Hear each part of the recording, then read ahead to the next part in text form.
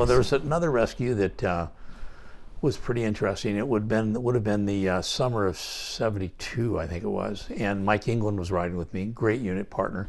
He'd come down from Laguna Lifeguards, one of the few guys that transitioned. Just a great partner. And so we're up in Area 3, which included Salt Creek. And we get dispatched to a Mass 906 rescue at Monarch Bay Tower. And as we pull up, we can see there's this huge rip. And there's probably 15, 20 people in it. So we both grab our tubes and we leave the unit, which is something you really strive not to do because now the unit's dead in the water, so to speak. And so Mike and I both run out, and I take the furthest guy out and get hold of him, and everything's going well. It was huge surf, and all of a sudden we start getting sucked out further. And I was watching the interview you did with the Ericksons, and I was fascinated because I didn't know anybody else had experienced what I'm going to tell you, except I believe it was Bruce did. He ended up getting sucked out almost half a mile, and I had never heard that story. We when we would come in at the end of the day, nobody really sat around to swap these rescue stories. You just went about your business, And so unless you were the dispatcher or you were personally involved in it, you didn't know 90% of this stuff was going on.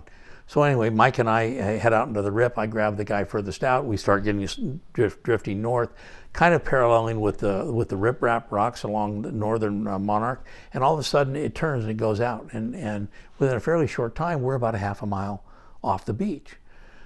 And the guy, my victim, is getting a little excited. And I said, don't worry about it. We'll get in. And so I swim him and tow him in a half mile.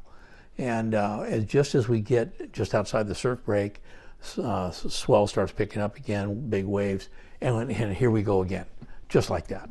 And now the guy's starting to really panic. And we get out there again, half mile off. And so now we're probably 40 minutes into this rescue.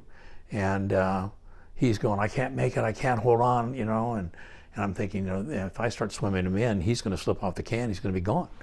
So I raise my arm and give the signal, and Mike relayed that, and pretty soon, about 15, 20 minutes later, here comes a rescue boat out of Dana Harbor, and we climb on board, and they take him back to the harbor. I don't even want to take a chance about getting dropped off outside the surf line and trying to get him through the surf, because this guy's exhausted, and so that was a really memorable rescue. Yeah. It sucked us out, and then it took us north, and it took us out to sea, and but like I said, I was really, really glad to hear Bruce's, version of something that was just basically identical. That's and interesting. And I never heard of anybody else having anything like that happen.